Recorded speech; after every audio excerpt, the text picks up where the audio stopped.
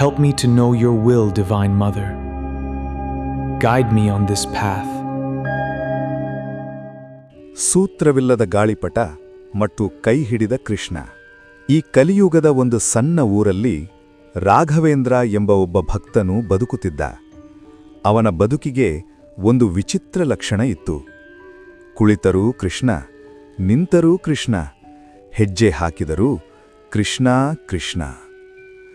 ಪ್ರಹ್ಲಾದನಂತೆ ನಿರ್ಭಯ ಭಕ್ತಿ, ಕನಕದಾಸರಂತೆ ವಿನಯ. ಆದರೆ ಸಮಾಜದ ದೃಷ್ಟಿಯಲ್ಲಿ ಸಾಮಾನ್ಯನಿಗಿಂತಲೂ ಕಡಿಮೆ. ರಾಘವೇಂದ್ರ ಯಾರನ್ನೂ ನೋಯಿಸಲಿಲ್ಲ. ಯಾರು ಸಹಾಯ ಕೇಳಿದರೂ ನನಗೇನು ಉಳಿಯುತ್ತೆ ಎಂದು ಯೋಚಿಸಲಿಲ್ಲ. ಅವನ ಹೃದಯದೊಳಗೆ ಒಂದೇ ಒಂದು ಕನಸು ಹೊತ್ತುಕೊಂಡಿತ್ತು. ಮೂಲ ಪುರುಷೋತ್ತಮನಾದ ಕೃಷ್ಣನಿಗಾಗಿ ಒಂದು ದೇಗುಲ ಕಟ್ಟಬೇಕು. ಅದು ಕೇವಲ ಕಲ್ಲಿನ ದೇವಸ್ಥಾನ ಅಲ್ಲ, ಕೃಷ್ಣನ ಕಥೆ ಹೇಳುವ ಜಾಗ, ಭಕ್ತಿಗೆ ದಾರಿ ತೋರಿಸುವ ಕೇಂದ್ರ, ದಿಕ್ಕು ತಪ್ಪಿದ ಆತ್ಮಗಳಿಗೆ ಆಶ್ರಯ.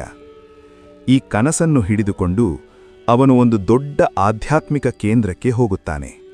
ಅಲ್ಲಿ ಭಕ್ತಿಗೀತೆಗಳು, ಪ್ರವಚನಗಳು, ದೊಡ್ಡ ಹೆಸರುಗಳು. ರಾಘವೇಂದ್ರ ತನ್ನ ಕನಸನ್ನು ಹೇಳುತ್ತಾನೆ. ಆದರೆ ಉತ್ತರ ಬರುತ್ತದೆ, ನಿನ್ನ ಬಳಿ ಹಣ ಇದೆಯಾ, ಹಿಂಬಲ ಇದೆಯಾ, ನಿನ್ನ ಹೆಸರು ಯಾರಿಗೆ ಗೊತ್ತು? ಅವನ ಭಕ್ತಿ ಅಲ್ಲಿ ಅಂಕಿಗಳ ಮುಂದೆ ಸೋಲುತ್ತದೆ. ಅವನು ಹೊರಗೆ ಬರುತ್ತಾನೆ. ಕಣ್ಣುಗಳಲ್ಲಿ ನೀರು, ಎದೆಯಲ್ಲಿ ಒಡೆದ ಕನಸು. ವಯಸ್ಸು ಹೆಚ್ಚಾಗುತ್ತದೆ. ಮದುವೆಯ ಮಾತು ಬರುತ್ತದೆ. ಮತ್ತೆ ನಿಂತು ಹೋಗುತ್ತದೆ. ಯಾರೋ ಹೇಳುತ್ತಾರೆ, ನೀನು ಮೂಲಾ ನಕ್ಷತ್ರದಲ್ಲಿ ಹುಟ್ಟಿದವನು, ನೀನು, ಅದೇ ನಿನ್ನ ದೋಷ. ಆ ರಾತ್ರಿ ರಾಘವೇಂದ್ರ ಮೊದಲ ಬಾರಿ ಕೃಷ್ಣನ ಮುಂದೆ ಪ್ರಶ್ನೆ ಮಾಡುತ್ತಾನೆ. ನಾನು ಮಾಡಿದ ತಪ್ಪೇನು ಕೃಷ್ಣ? ನಿನ್ನ ಹೆಸರನ್ನೇ ಉಸಿರಾಗಿಸಿಕೊಂಡೆ. ಮದುವೆಯಿಲ್ಲ, ನೆಲೆಯಿಲ್ಲ, ನನ್ನ ಹುಟ್ಟೇ ತಪ್ಪ. ಅವನ ಭಕ್ತಿ ಮೊದಲ ಬಾರಿ ಕಂಪಿಸುತ್ತದೆ. ಒಂದು ಹಂತದಲ್ಲಿ ಅವನು ಯೋಚಿಸುತ್ತಾನೆ, ನನ್ನ ಜೀವನವೇ ಸೂತ್ರವಿಲ್ಲದ ಗಾಳಿಪಟವಾಯಿತಲ್ಲ, ಇದಕ್ಕೂ ನೀನೇ ಕಾರಣನಾ ಕೃಷ್ಣ? ಅವನು ಕೆಲ ದಿನ ಜಪ ಬಿಡುತ್ತಾನೆ. ದೇಗುಲಕ್ಕೆ ಹೋಗುವುದಿಲ್ಲ. ಆದರೆ ನಿದ್ರೆ ಬರುವುದಿಲ್ಲ. ಮನಸ್ಸಿಗೆ ಶಾಂತಿ ಇಲ್ಲ. ಬದುಕು ಇನ್ನಷ್ಟು ಖಾಲಿ. ಅದೇ ಒಂದು ರಾತ್ರಿ, ಕನಸಲ್ಲಿ ಅಲ್ಲ, ಧ್ಯಾನದಲ್ಲೂ ಅಲ್ಲ, ಒಬ್ಬ ಅಜ್ಞಾತ ವೃದ್ಧ ಅವನ ಮುಂದೆ ಬರುತ್ತಾನೆ. ಕೈಯಲ್ಲಿ ಕಡ್ಡಿ, ಮುಖದಲ್ಲಿ ವಿಚಿತ್ರ ಶಾಂತಿ. ಅವನು ಕೇಳುತ್ತಾನೆ, ದೇಗುಲ ಕಟ್ಟಬೇಕು ಅಂತ ಅಂದೆ, ಯಾವ ದೇವಸ್ಥಾನ ಮೊದಲು ಕಟ್ಟಬೇಕು ಗೊತ್ತಾ? ರಾಘವೇಂದ್ರ ಮೌನ.